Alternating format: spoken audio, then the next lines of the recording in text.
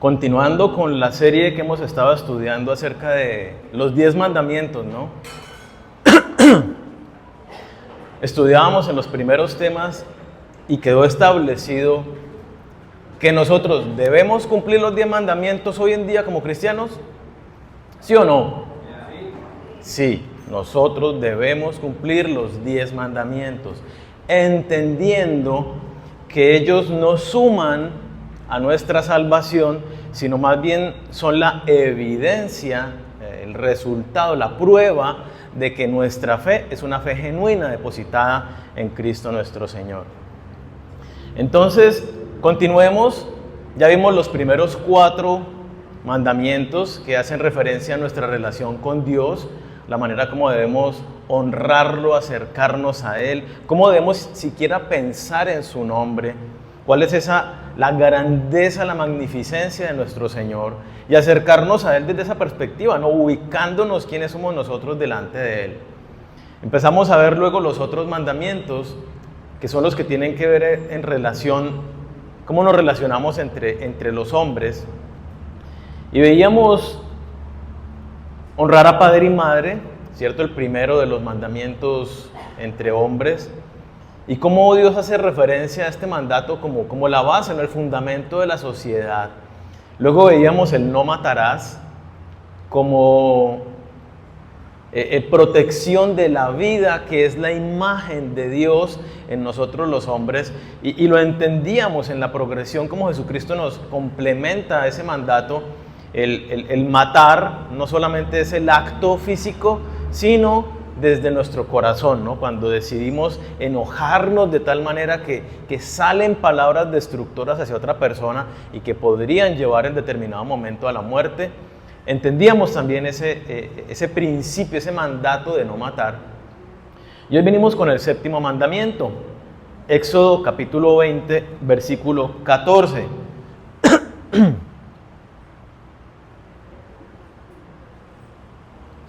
No cometerás adulterio. El mandato es muy simple, muy sencillo. No cometerás adulterio. ¿Qué es el adulterio? Que vale la pena aclararlo por si alguien de pronto no tiene ese entendimiento. Adulterio es tener relaciones sexuales con otra persona que no sea su cónyuge. Estoy casado, estoy casada, la mujer, y tiene relaciones con una persona que no es su esposo, que no es su esposa. Es un mandato básico y sencillo de no tener relaciones sexuales fuera del matrimonio. Ahora bien, uno puede mirarlo así y decir, es muy sencillo, pero para comprenderlo y entenderlo en toda su dimensión, vamos a conocer algunos aspectos. El primero de ellos es, ¿cuál es el concepto que Dios tiene del matrimonio? Porque en este mandato, fíjese que Dios vuelve a la familia, a la protección del núcleo fundamental de la sociedad, donde nacemos todas las personas y donde lo que vemos en la sociedad es el resultado de lo que está sucediendo al interior de nuestros hogares. Entonces, la palabra hebrea para matrimonio es kiddushin y significa consagración del uno para el otro. Matrimonio es una consagración del uno para el otro. ¿Qué quiere decir consagrado? Quiere decir que es exclusivo, apartado. Únicamente mi esposa es para mí y yo soy única y exclusivamente para mi esposa. Eso quiere decir esa consagración. ¿Cuál es el original de Dios? Cuando allí en el Edén creó al hombre y creó a la mujer, allí, antes de la caída del hombre en el pecado, establece cuál es el plan de Él para el hombre y la mujer en esta unión de matrimonio. Y es que ya no sean más 2, sino 1, ¿no? Y Jesucristo lo confirma en Mateo 19, versículo 6. Jesucristo dice, por consiguiente, ya no son 2, sino una sola carne. Por tanto, lo que Dios ha unido, ningún hombre lo separe. ¿Cuál es la intención de Dios con estas 2 personas que se unen? Ya no son más 2. No sé si lo logramos comprender. Es como mi brazo antes hubiera estado separado y al unirse ahora mi brazo y yo formamos un solo cuerpo, una sola carne, una sola unidad. Es tanto el compromiso, el pacto de exclusividad, de unión, de permanencia, de pertenencia que hay entre el hombre y la mujer, que Dios lo llama, ahora son una sola carne. Y cuando se utiliza la palabra divorcio en la Biblia, la traducción literal es carta de amputación, es arrancarse una parte de su propio cuerpo. Entonces, cuando se contrae matrimonio, dos personas, un hombre y una mujer, hacen un voto delante de Dios, es un pacto delante de Dios. ¿Qué clase de pacto es? Un pacto de exclusividad. Yo soy tuyo y tú eres mía. Vivo para ti y tú vives para mí. Juntos vivimos para el Señor, ¿no? Pero está esa responsabilidad del hombre darse a la mujer y la mujer darse para con su marido. Entonces, si nosotros entendemos el concepto de Dios del matrimonio y empezamos a unir lo que Dios habla respecto de la relación de pareja, este mandamiento que estamos estudiando, no adulterarás, nos damos cuenta que lo que Dios está protegiendo es ese pacto, es esa fidelidad, ese compromiso, esa confianza que se tienen el uno al otro en medio de esa relación. Y esta fidelidad, si la extendemos un poco, pues es la base de todas las relaciones. Esta fidelidad de uno hacia el otro en el trato que se está dando es lo que permite que la confianza en medio de una relación de amistad vaya creciendo. Entonces, cuando Dios habla de no cometer adulterio, está hablando mucho más allá de simplemente tenga cuidado con tener relaciones por fuera del matrimonio, porque para Dios implica mucho más, como lo vamos a seguir viendo. El adulterio es tan grave, nosotros sabemos que Dios detesta el divorcio, y así lo dice explícitamente en Malaquías 2, versículo 16, Dios odia el divorcio. Pero aunque Dios odia el divorcio, miren cómo Dios abomina el adulterio, que permitió que hubiera divorcio por causa de infidelidad. Tanto aborrece Dios el adulterio, tan grave es que Dios permite que haya divorcio por esta causal. Cuando uno de los dos, supongamos el varón, comete adulterio, la mujer puede pedir el divorcio de su esposo. Que no debiera ser, y la intención es que pueda darse una restauración antes de acudir a la separación, porque no es la intención de Dios. Recordémoslo, lo que Dios unió, no lo separe el hombre. Pero esto nos deja entender lo grave que es el acto del adulterio, el romper este pacto, el transgredir la fidelidad de vida a Dios en primera instancia y a mi pareja. Tan grave es el adulterio que Dios condena con la misma clase de sanción al adúltero que al asesino. Veíamos la semana pasada cuando estudiábamos el no matarás, que el que mate tiene la pena de muerte. Esa persona que asesinó a alguien con toda la intención debe ir a un juicio y su condena es que esa persona debe morir. En la misma categoría Dios condena también al adulterio, dice Levítico. Miremos Levítico capítulo 20, versículo 10.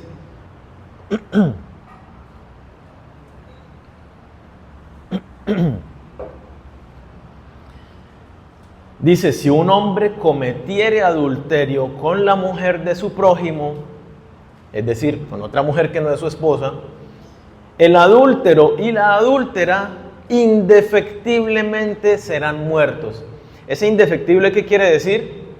Sí o sí deben morir.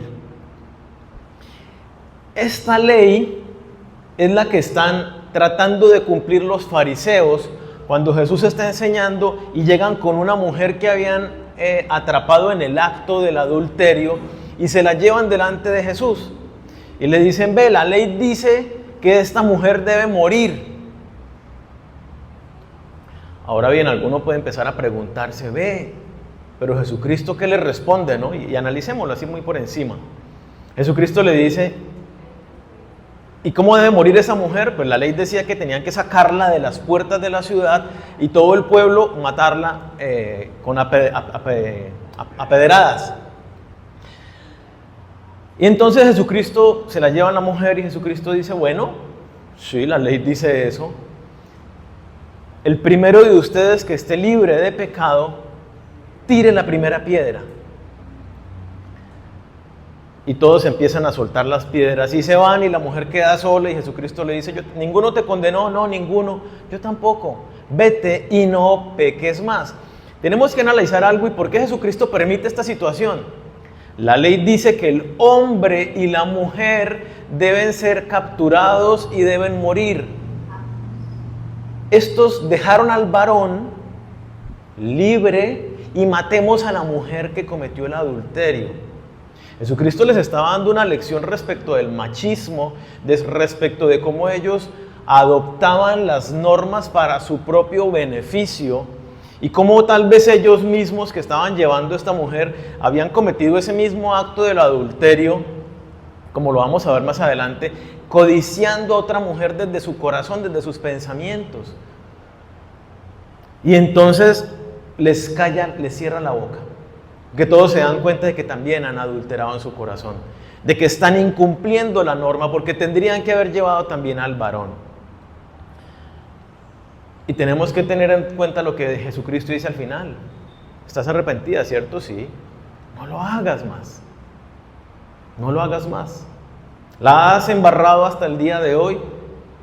Sí, ya no más. Ya no peques más. Tan grave o tan importante es el matrimonio y tan grave el adulterio, es tan sagrado esta unión del hombre y la mujer, que sucede algo muy bonito con el matrimonio y es que Dios compara el vínculo matrimonial del hombre y la mujer con el vínculo que tiene Cristo y la iglesia. Y esto lo encontramos de una manera muy especial en Efesios capítulo 5, miremos. Efesios capítulo 5, a partir del versículo 21, habla acerca de la relación de pareja. Y en el versículo 25 dice, maridos, amad a vuestras mujeres. Y aquí viene la comparación. Así como Cristo amó a la iglesia y se entregó a sí mismo por ella. Y continúa para santificarla y perfeccionarla y presentarla pura y sin mancha. Es algo muy bonito y muy especial como la relación de pareja, el matrimonio, es una representación visual de la unión de nosotros con Cristo. Es más, en el versículo 32, hablando de este tema, dice Pablo que esto es un gran misterio. Dice, lo digo respecto de Cristo y de la iglesia. Esto es un misterio, esa relación que hay y cómo la pareja debe manifestar y mostrarle al mundo cómo es esa unión con Cristo. Y empezando, ¿por qué el hombre se une a su mujer y son una sola carne y por qué no se deben separar? Porque cuando una persona por medio de la fe se une a Cristo, esa unión es para siempre, es eterna. Y entonces la unión entre el hombre y la mujer revela, muestra esa unión a eternidad con Cristo. Al hombre se le dice, ame a la mujer. ¿De qué manera? Como Cristo amó a la iglesia. ¿Cómo? Protegiéndola, cuidándola, con una entrega sacrificial, buscando el bienestar de ella, de tal manera que hasta su vida dio por la iglesia. Y la mujer debe amar a su marido, debe tratarlo como se nos manda a nosotros la iglesia, entregarnos a Cristo en sujeción, en respeto, en entrega, en servicio, en ese amor también. Un misterio, como lo dice aquí la palabra, un gran misterio, dice, cosa que tal vez de pronto no entendemos al día de hoy plenamente, pero el hombre debe tratar a su mujer de esa manera. Cristo es nuestro ejemplo. ¿Cómo trata Él a la iglesia? Entonces, estamos hablando cómo Dios asemeja la relación del matrimonio a la unión de Cristo con la iglesia. Y esto es muy bonito cuando vamos al Antiguo Testamento. Si ustedes han leído las cartas de los libros de Samuel o los libros de Reyes o de Crónicas, sobre todo allí en ellos, y en los profetas, se ve cómo Dios trata al pueblo de Israel como la esposa, como la amada. Son expresiones que utilizan. Y cuando el pueblo se va en pos de otros dioses, dice: me fuiste infiel, adulteraste. Fuiste una mujer adúltera, le dice a Israel. Y yo quiero que veamos uno de esos ejemplos. Hay muchísimos en el Antiguo Testamento, pero miremos uno solo. Jeremías 3, versículos 7 al 8. En este pasaje podemos ver justamente cómo ese lenguaje y ese trato de Dios con su pueblo como una esposa. Lo dice hablando de Israel. Recordemos que para este periodo de la historia, el pueblo de Israel se había dividido en dos. El pueblo del norte, 10 tribus, que se llamaba Israel, y el pueblo que quedaba en el sur, donde quedaba Jerusalén, que habían quedado 2 tribus, tribu de Judá y media tribu de Manasés. Esas 2 tribus eran Judá y las otras 10 eran Israel. Entonces, una profecía contra Israel y Judá. Y dice, versículo 7, me dije, después que ella, Israel, haya hecho todas estas cosas, volverá a mí. Pero no regresó. Y lo vio su rebelde hermana Judá. Y vio que a causa de todos los adulterios de la infiel Israel, yo la había despedido dándole carta de divorcio. Con todo, su rebelde hermana Judá no tuvo temor, sino que ella también fue y se hizo ramera. ¿Por qué es importante entender esto? Porque nos muestra cómo la relación de matrimonio, la unión del hombre y la mujer, es tan representativa para Dios. Por eso el adulterio es tan grave. Y aquí lo está diciendo. Dios se casó con el pueblo de Israel. Yo soy su Dios y ustedes son mi pueblo, mi especial tesoro. Pilas con ir a mirar a otros. ¿Y qué hizo el pueblo de Israel? Empezó a mirar a otros. Y entonces dice la palabra muy claramente, Dios se divorció del pueblo de Israel porque el pueblo de Israel adulteró. Y si miramos nosotros la historia, el pueblo de Israel fue, la parte norte, las 10 tribus, fueron conquistadas por el pueblo asirio, fueron esparcidas por todo el imperio asirio, los habitantes de Israel, y obligados a mezclarse. De tal modo que en el tiempo de Cristo, ustedes conocen que judíos y samaritanos se odiaban, eran enemigos, pues los samaritanos eran antiguo pueblo de Israel que se había mezclado con otras culturas y entonces eran impuros de acuerdo al concepto del pueblo de Judá, de acuerdo a lo que Dios había establecido. Entonces por eso era la rencilla. Dios se divorció y eso fue lo que le pasó al pueblo de Israel. Esclavos, esclavos, esclavos, destruidos hasta que prácticamente no quedó nada. Entonces, iglesia, nosotros cometemos adulterio y alguno podrá decir, pero yo no estoy casado todavía, yo soy soltero. Pero podemos cometer adulterio. Si hemos rendido nuestro corazón a nuestro Señor Jesucristo y siendo Él el Señor de nuestra vida, empezamos a contemplar otras cosas materiales de este mundo y les damos el primer lugar. Si le damos el primer lugar a otra cosa, estamos adulterando para con Dios, tal y como lo hizo el pueblo de Israel. Si empezamos a poner la mirada en los placeres personales, en el dinero, en los lujos, en las cosas materiales, en las cosas de este mundo.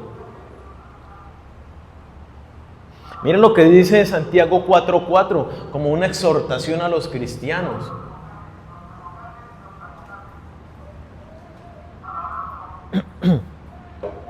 ¿Cómo se refiere a los cristianos quienes Dios no es lo primero en su vida, sino que se han enredado amando el dinero, el trabajo, los placeres, los lujos, etcétera, etcétera, etcétera. Versículo 4. Oh almas adúlteras, ¿cómo se les llama?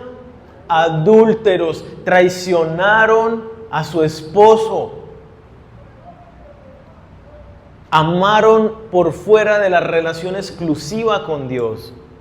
Oh almas adúlteras, ¿no sabéis que la amistad del mundo es enemistad contra Dios? Cualquiera pues que quiera ser amigo del mundo, se constituye enemigo de Dios. Corazones infieles, cuando nos vamos detrás de las cosas de este mundo, cuando las miramos para codiciarlas. Dios nos bendice y nos permite que tengamos cosas materiales para vivir, para suplir nuestras necesidades, de pronto consintiéndonos en algunos gustos, pero nunca nuestro corazón, nuestra mente, nuestra mirada puede estar puesta en las cosas materiales. Somos administradores de esas cosas para el reino de los cielos, para Dios. Entonces, ¿podemos nosotros, aún siendo solteros, adulterar? Sin faltarle el respeto ni siquiera en nuestros pensamientos a nuestra esposa, podemos ser adúlteros con el Señor. Y el mandato es: no cometerás adulterio. Y si bien la relación de pareja en el matrimonio es justamente claro para entender el adulterio, también hay esa misma relación de exclusividad con el Señor, donde Él es el primero. Y cuando miro otra cosa, también cometo adulterio. Miremos el adulterio del corazón. Cuando Jesucristo, en Mateo 5, miremos, en el Sermón del Monte, enseña una vez más, confirma la aplicación de este mandamiento y nos permite ir más allá de simplemente la letra, y nos permite entender qué es lo que hay detrás de este mandamiento, mucho más allá, el sentido original del mismo. Mateo 5, versículo 27, dice, Jesús hablando: oísteis que fue dicho, no cometerás adulterio. Está citando Éxodo 20:14 que acabamos de leer. Pero yo os digo, yo les complemento, yo les explico mejor en qué consiste no cometer adulterio. Cualquiera que mira a una mujer para codiciarla, ya adulteró con ella en su corazón. Ahora bien, pues a las mujeres es el contrario, ¿no? Cualquiera que mira a un varón para codiciarlo, ya adulteró con él en su corazón.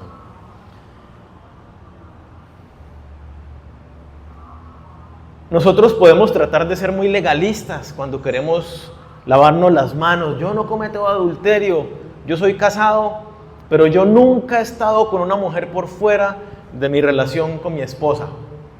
¿Pero cuántas ha mirado y ha dicho, uy, y ha tenido ese pensamiento? Ahí Jesucristo nos está diciendo, mucho más allá del acto sexual físico, cuando usted codicia, cuando usted desea a otra mujer, a otro varón, por fuera de su relación matrimonial, ya cometió el adulterio.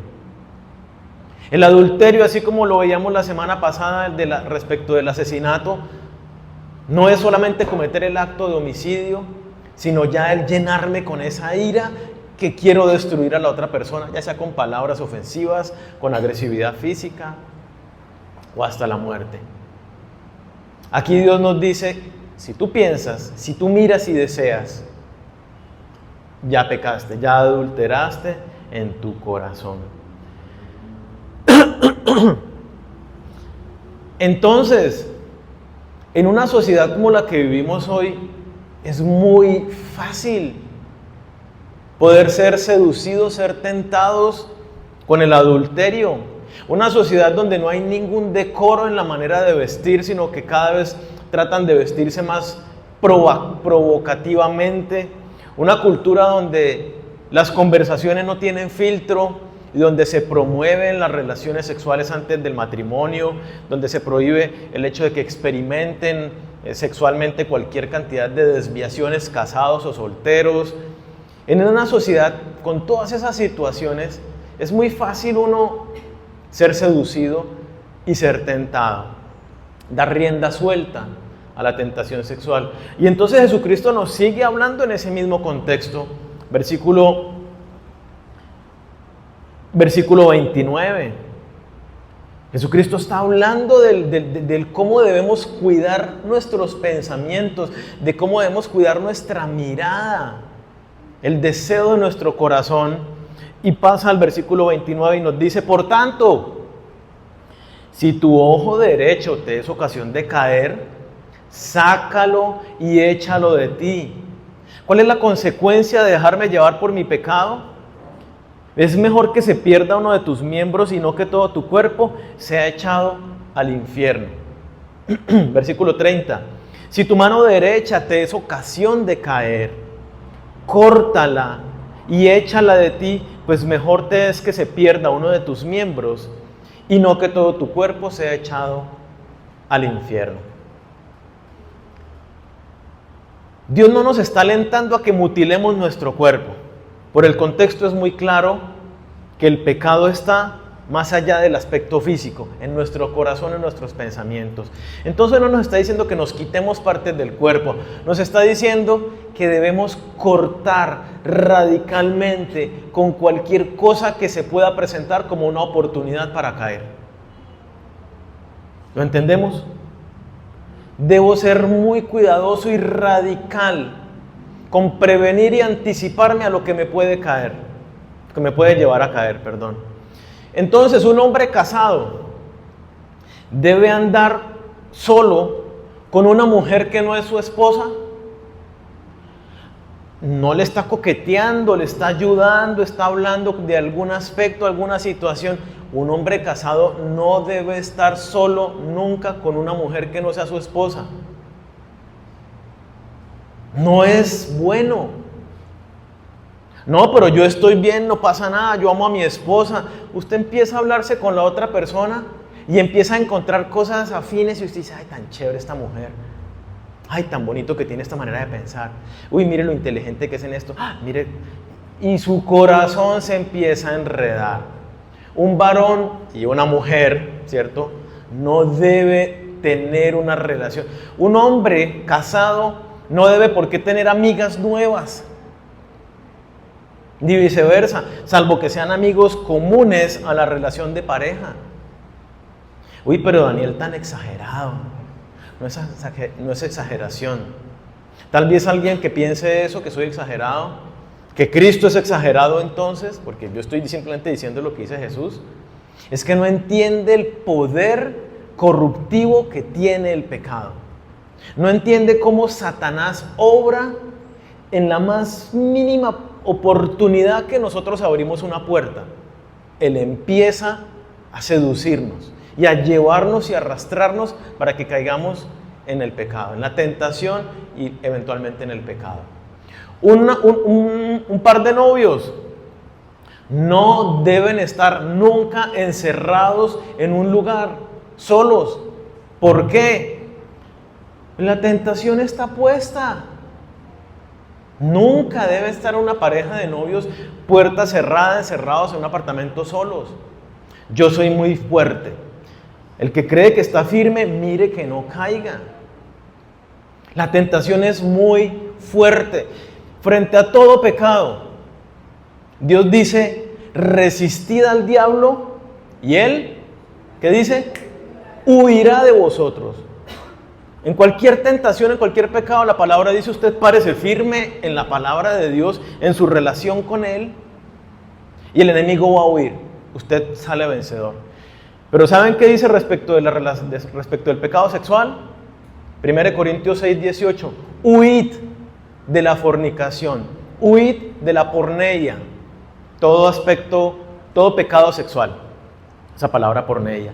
Entonces, cuando es un pecado sexual, le dice: huya, no se las dé de fuerte, de firme. Yo estoy huya, porque es muy fácil de que usted sea seducido y caiga en la tentación. Entonces nosotros tenemos que ser muy honestos con nosotros mismos. Varones, mujeres también, sobre todo más en el varón se da esta clase de pecado, pero también la mujer. Hay que cortar la raíz de cualquier relación que no sea con mi esposa. Yo debo enfocarme en cultivar la relación con mi pareja, en crecer, en compartir juntos. Y si queremos con otras personas, pues socializamos con otras parejas. ¿Qué sucede si no nos cuidamos? Miren, me dolió una noticia esta semana y quiero traerla como ejemplo para que ustedes entiendan el potencial tan tenaz del pecado. No sé si alguno de ustedes conoce a un hombre llamado Steve Lawson. Steve Lawson, 73 años de edad, casado, más de 40 años de matrimonio, 4 hijos ya adultos, vida ministerial desde muy jovencito, más de 50 años de vida de pastor, referente mundial de sana doctrina, referente mundial de hombre de oración, de santidad, de una vida rendida al Señor década tras década, autor de 30 diferentes libros que ha edificado a millones, yo entre ellos, me gustan los libros de él. Hace una semana confesó al equipo de liderazgo de su iglesia que había cometido adulterio, que había tenido una relación fuera de su relación matrimonial. Pues es lamentable pues, que un hombre con todo este servicio, entrega década tras década, tenga una caída de estas tan tenaz. Fue despedido automáticamente del pastorado, era el decano de uno de los seminarios teológicos más importantes del mundo. De una vez lo sacaron. Pues la iglesia manda su comunicado donde dicen cualquiera puede pecar, estamos acompañándolo a él en su proceso de arrepentimiento, de reconciliación con el Señor, pero pues las consecuencias son graves.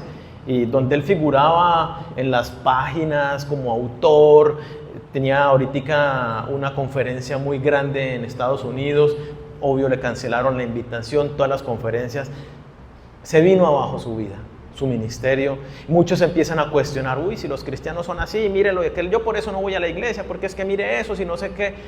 La gente empieza a juzgar, pero hasta ese momento había sido comprobado un hombre con un corazón conforme a Dios. Si le pasó a él, un hombre tan dedicado y entregado al Señor, que si ustedes buscan su nombre, Steve Lawson, casi todos los mensajes y lo que él habla es mucho de su entrega, de su intimidad con el Señor, del caminar firme, cayó. ¿Por qué? Porque abrió una pequeña puerta en su vida y empezó a ceder y cayó en la tentación. Lo mismo le pasó a alguien que nosotros conocemos muy bien. No es de esta iglesia, ¿no? De pronto alguno está mirando así como, ¿quién? David. A David le pasó lo mismo.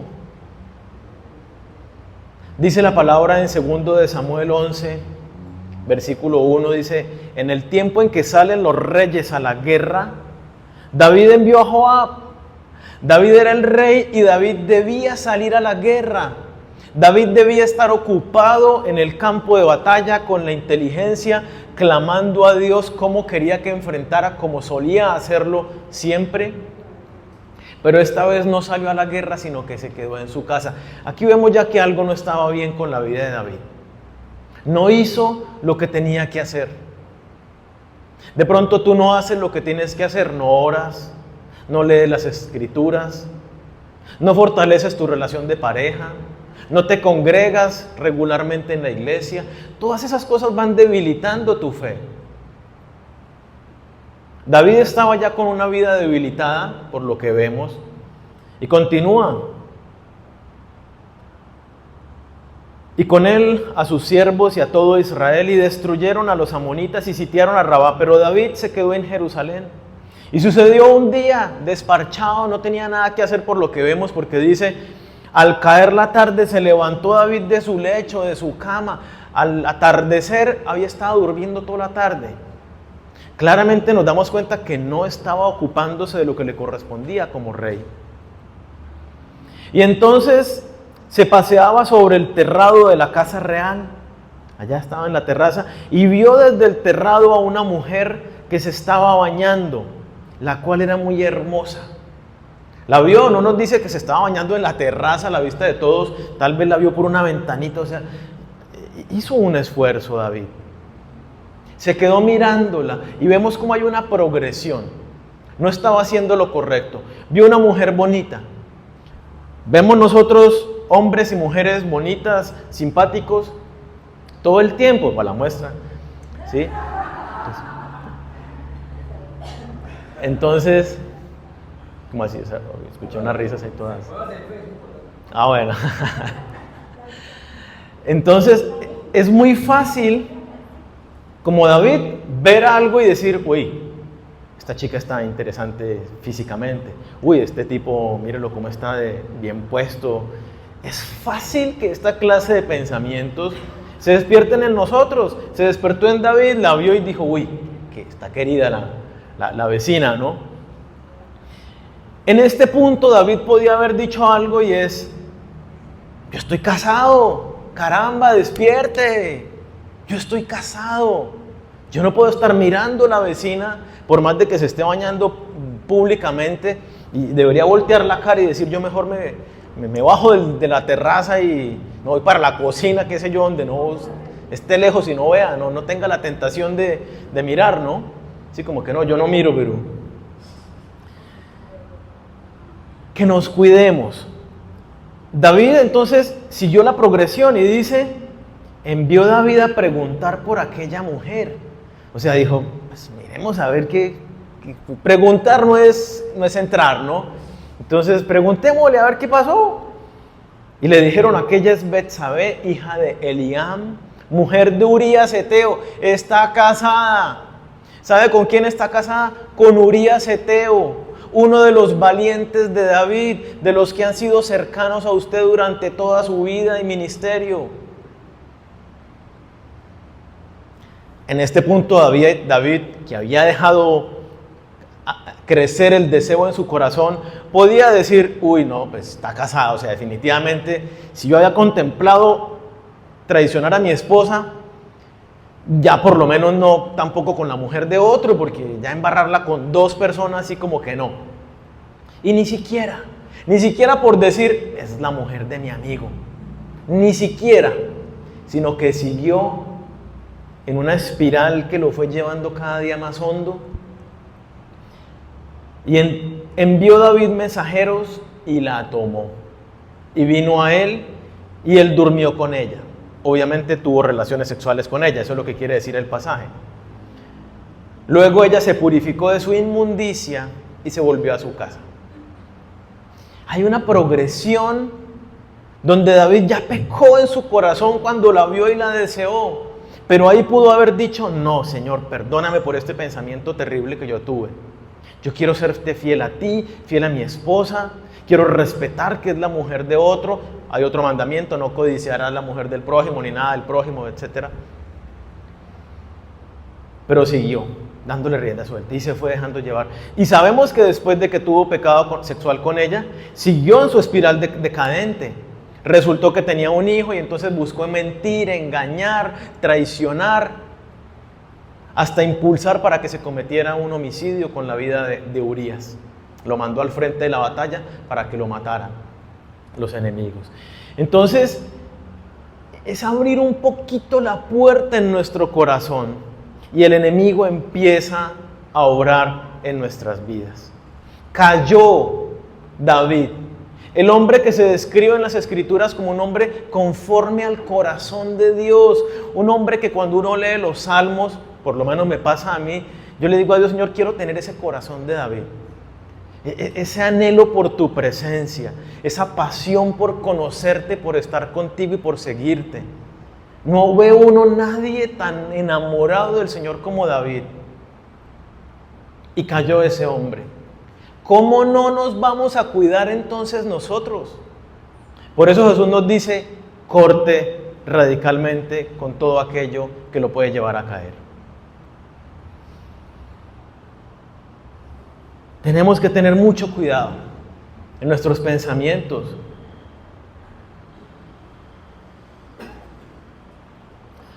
las conversaciones que tenemos, con quienes nos relacionamos.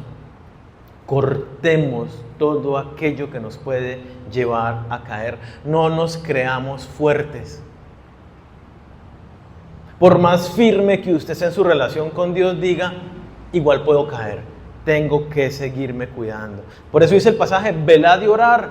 Esté atento, vigilante en todo momento, cuidando, porque el adversario anda como un león rugiente buscando a quien devorar. El pecado, como lo veíamos la semana pasada, Dios habla del pecado como que está al acecho para seducirnos, para atraparnos.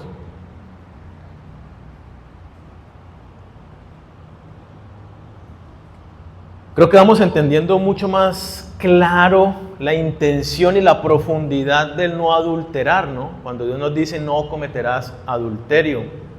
Y aquí tenemos que entender otras implicaciones, y es que vamos a 1 Corintios 6, 18 y 19. Nuestro cuerpo, mi cuerpo, ¿a quién le pertenece? Mi cuerpo, dice la palabra, que es de Dios. Mi cuerpo, mi espíritu, le pertenece a Dios. Mi cuerpo es la habitación del Espíritu Santo. Mira lo que dice el versículo 18, que es el que hablábamos hace un momento. Las viandas para el vientre y el vientre para las viandas, pero tanto a lo uno como a las otras destruirá Dios. Este pedazo que sigue. Pero el cuerpo no es para la fornicación, sino para el Señor, y el Señor para el cuerpo. ¿Este cuerpo de quién es y para qué es? No es para la fornicación, del griego porneia. Porneia incluye fornicación, sí, relaciones sexuales antes del matrimonio; adulterio, relación sexual por fuera del matrimonio; pornografía, lascivia, lujuria, orgías, relaciones sexuales homosexuales. Toda relación sexual por fuera de lo que Dios estableció, es decir, la única válida es cuando usted está casado, toda otra, entre un hombre y una mujer, toda otra relación sexual está incluida dentro de la porneia, inclusive los deseos.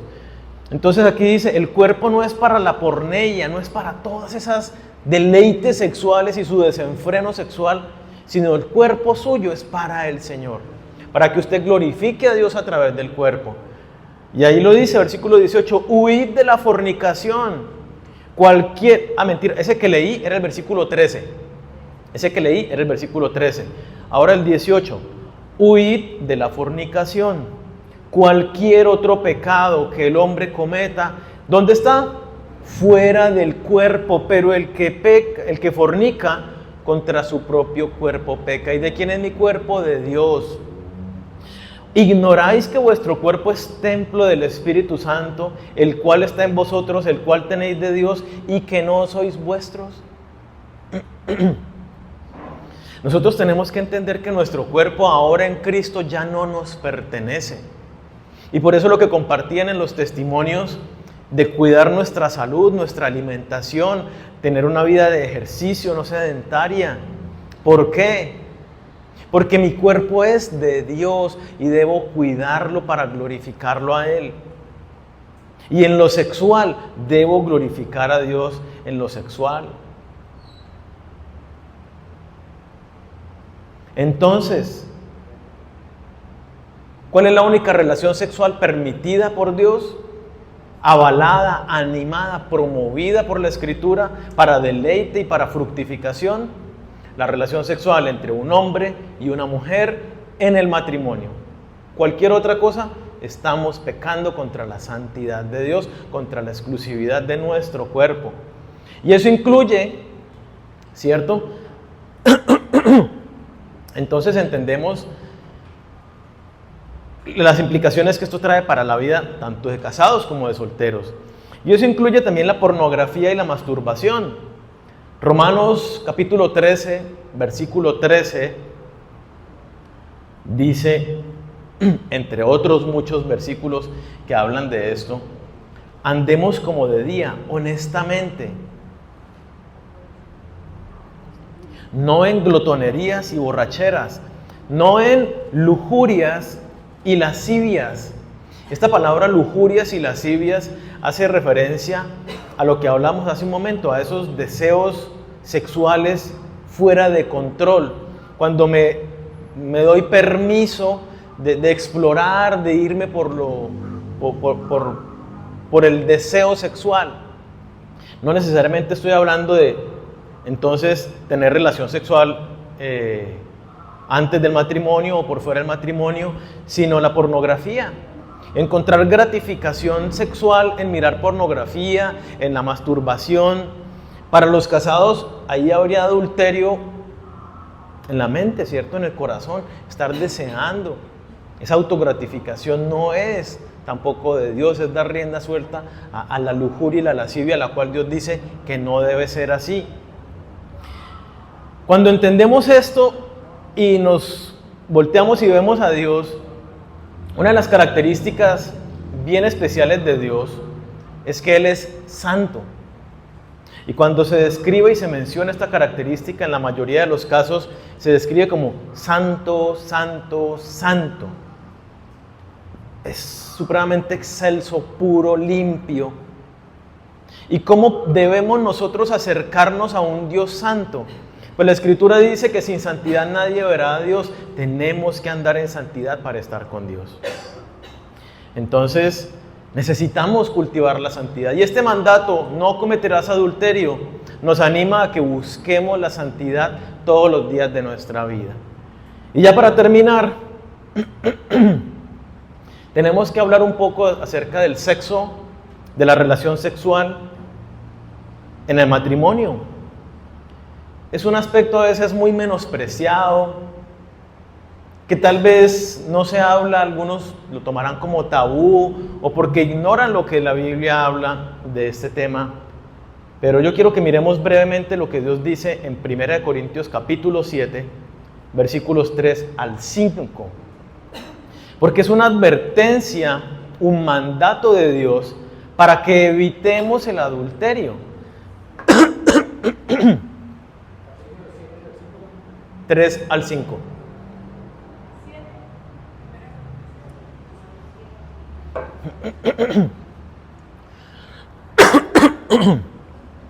Primera Corintios 7, del 3 al 5 dice, lo leo de la Nueva Traducción Viviente, dice, el esposo debe satisfacer las necesidades sexuales de su esposa. La Reina Valera dice, debe cumplir con el deber conyugal. El deber conyugal en el griego está haciendo referencia muy clara y directa a la relación sexual con su esposa. Por eso esta traducción me gustó más, es más clara y por eso la vamos a leer de ahí. El esposo, póngale cuidado, debe satisfacer las necesidades sexuales de su esposa. Y la esposa debe satisfacer las necesidades sexuales de su marido. ¿Qué entendemos por eso? O sea, creo que es muy claro. Esposo debe velar porque su esposa esté satisfecha sexualmente. Esposa, usted debe velar porque su esposo esté satisfecho sexualmente. Pero ¿cómo sé si mi esposo no está satisfecho sexualmente? Su esposo casi siempre está insatisfecho sexualmente. ¿Sí? Para el varón, en la mayoría de los casos, normalmente necesitan estar teniendo relación sexual muy regularmente. Para algunos será todos los días. Algunos dirán, pero la mujer entonces pobrecita. ¿Cuál pobrecita? Si es que es un deleite para los dos. Ahora bien, algunos dirán, no, pues día por medio. O sea, todo depende del varón y de la mujer. Habrá varones que dicen, yo con una relación, una vez que tengamos relaciones sexuales a la semana, yo estoy bien. Pero tal vez no es la mayoría de los casos, por lo menos no con los varones que yo hablo. Entonces, varones deben pensar en cómo satisfacer a su mujer sexualmente hablando. No es simplemente del acto de, listo, yo tuve relación y ya, no. ¿Qué es lo que ella la lleva a sentirse satisfecha en el acto sexual?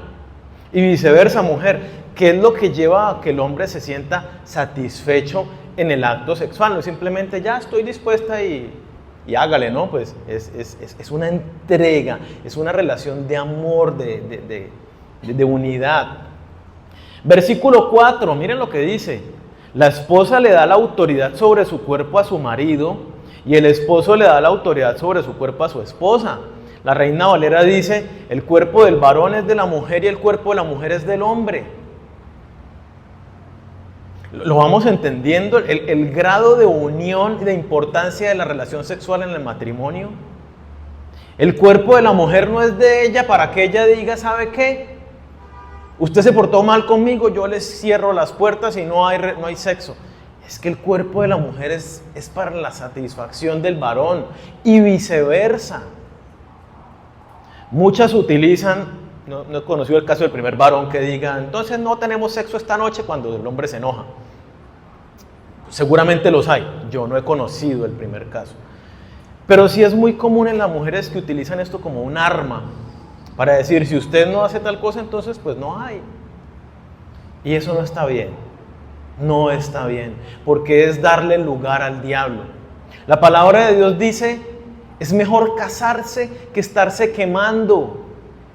Mira la intensidad con la que habla de la falta de la satisfacción sexual. Dice, si usted no está satisfecho sexualmente, se está quemando.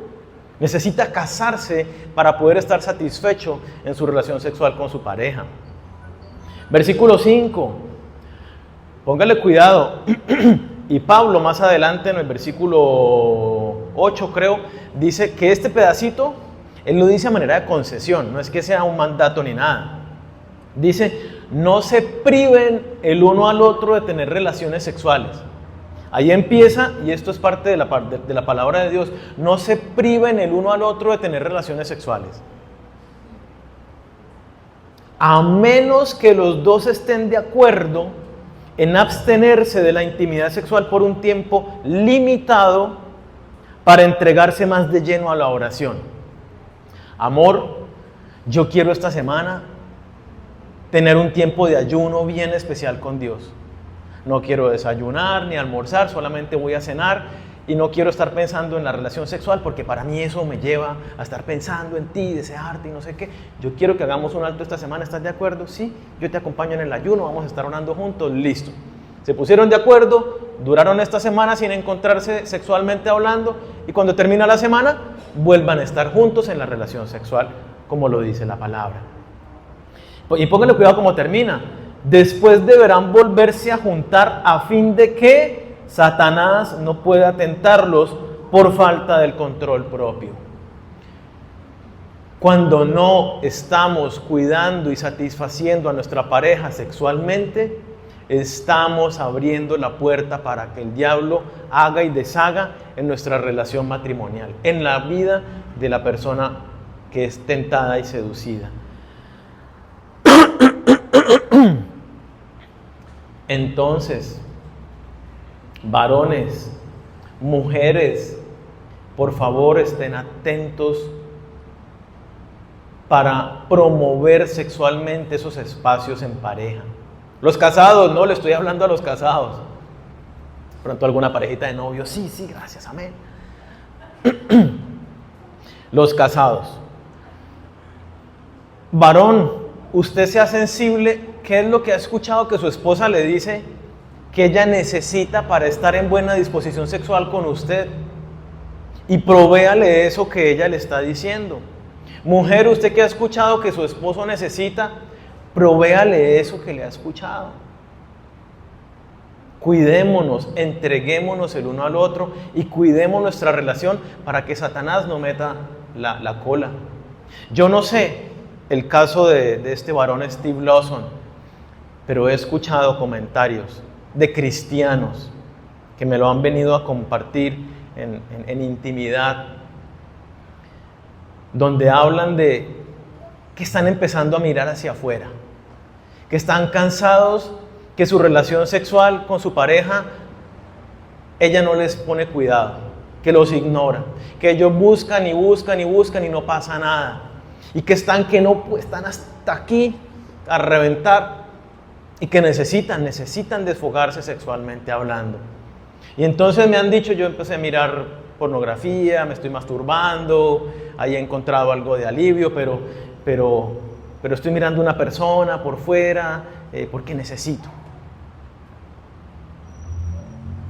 por favor, tengamos mucho cuidado, hombres y mujeres, de no dar rienda suelta a esos pensamientos.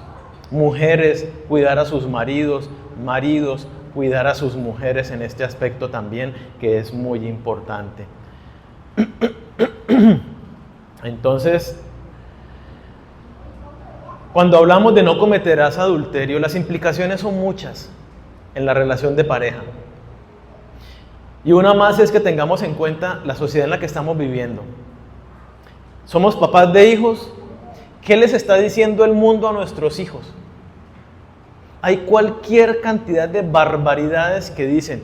Si usted, papá, no le habla a sus hijos claro sobre el sexo desde que son muy pequeñitos, sin tabús, si usted no les explica qué es lo que Dios diseñó y qué es lo que por fuera le van a enseñar, qué es lo que por fuera le van a decir que él se está perdiendo y que él debe experimentar, si usted no se prepara para decirle cómo debe guardarse en pureza y cómo es un regalo y una honra para Dios y para su pareja, si usted no habla, afuera grita el mundo, diciendo y llevándolos por un camino totalmente equivocado al de Dios.